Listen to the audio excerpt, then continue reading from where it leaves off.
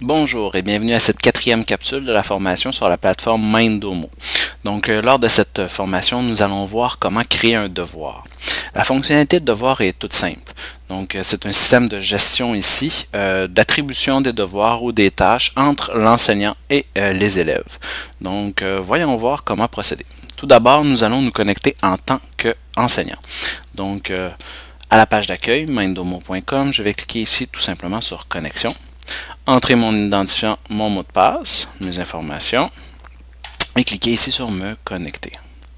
Donc voilà, une fois qu'on est connecté en tant qu'enseignant, pour la création d'un devoir, c'est tout simple. Donc je vais cliquer ici sur Créer. Au lieu de sélectionner soit la carte mentale, soit la carte conceptuelle ici, nous allons sélectionner ici le devoir sous forme de carte mentale. Voyons voir un peu le descriptif. Inviter les étudiants à travailler individuellement ou collectivement à la création de cartes mentales. Dès que les étudiants commencent leur devoir, leurs cartes sont automatiquement partagées avec vous. Donc, vous voyez, c'est un peu ce type de plateforme de gestion. Vous allez voir qu'il y a trois possibilités ici de tâches. Il y a des devoirs ici individuels, collectifs ou en équipe, ou des devoirs également à partir d'un modèle prédéterminé, donc préalablement fait ou conçu par l'enseignant. Donc on sélectionne ce type, on donne également un titre à notre devoir, donc si je vais taper premier devoir, voilà. Une fois que ceci est fait, je vais cliquer sur Créer.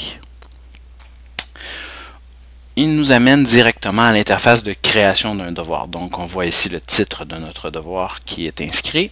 Également, si vous regardez bien dans le coin à droite, ici, on a la date d'échéance. Donc, on peut déterminer une date d'échéance, une date de remise du devoir. Donc, les élèves auront jusqu'au 8 décembre pour le compléter.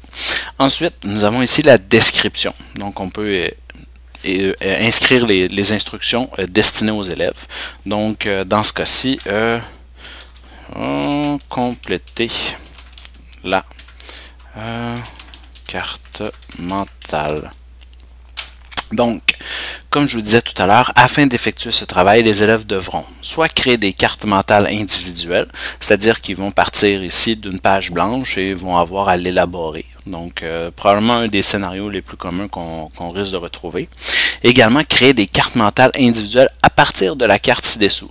Donc, les élèves vont avoir à ici partir peut-être d'un modèle et avoir à élaborer la carte, donc peut-être à la compléter, à la peaufiner, à la développer davantage. Il y a cette option-là. Et également la troisième option qui est travailler en collaboration avec une nouvelle carte mentale. Donc là, les élèves vont pouvoir travailler peut-être 2, 3, tout dépendant soit collectivement dans un groupe ou dans un groupe de, et là on va définir le nombre de personnes ici.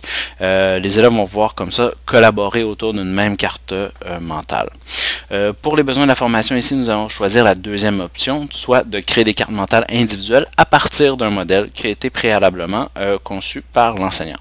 Donc ici je vais choisir le modèle, je vais choisir ici ma première carte heuristique. Je vais ajouter, on aurait pu également la créer ici, donc créer une carte mentale, donc créer un nouveau modèle, je vais l'ajouter. Voilà, elle devrait y être. On va descendre un petit peu. On voit ici l'état du devoir. Donc on voit le nom, l'état, les discussions. C'est pas par cette fonctionnalité-là qu'on va ajouter des élèves. Je vais vous montrer plutôt l'utilisation ici du code d'accès, situé dans le coin supérieur droit de notre page. L'ajout d'élèves ici se fait par invitation, par courriel. Donc, les élèves vont devoir aller voir dans leur courriel pour pouvoir accéder au devoir. C'est une des possibilités. C'est pas nécessairement celle que je vous recommande. Tout dépend de votre contexte.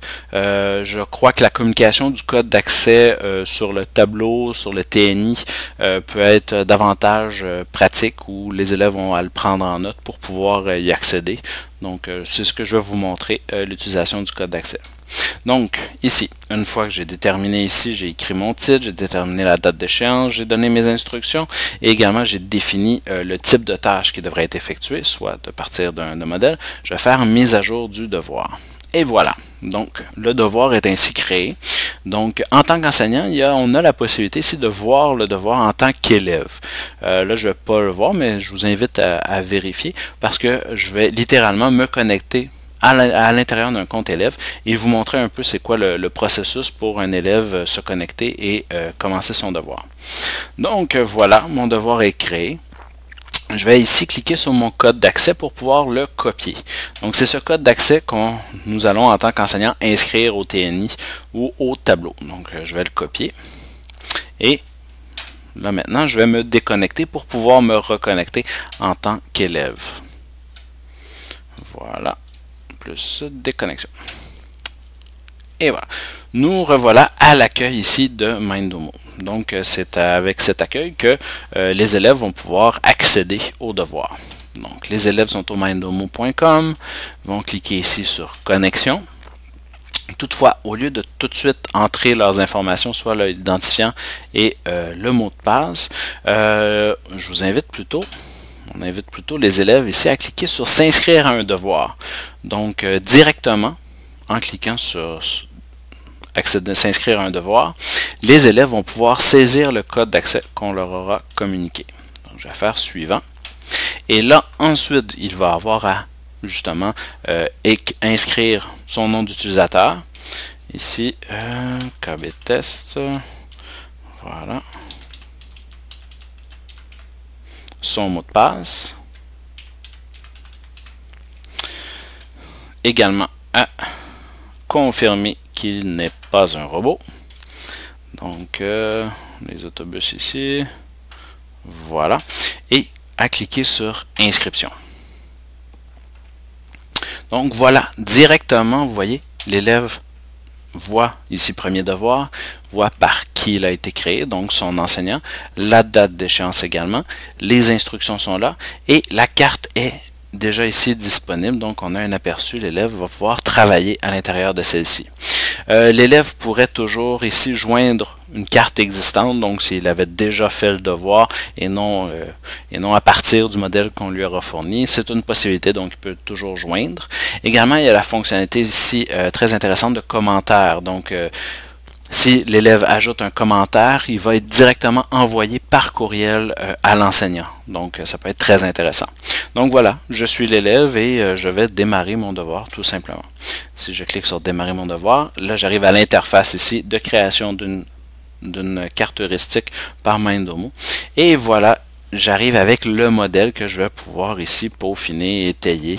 Donc, y ajouter des idées principales, également élaborer ici en différentes idées secondaires, etc., etc. Donc, voilà ce qui fait un peu le tour de la fonctionnalité de devoir. J'espère qu'elle vous sera utile. Donc, voilà un peu ce qui fait le tour pour les capsules de formation sur Mindomo. Je vous remercie. Une belle journée à vous.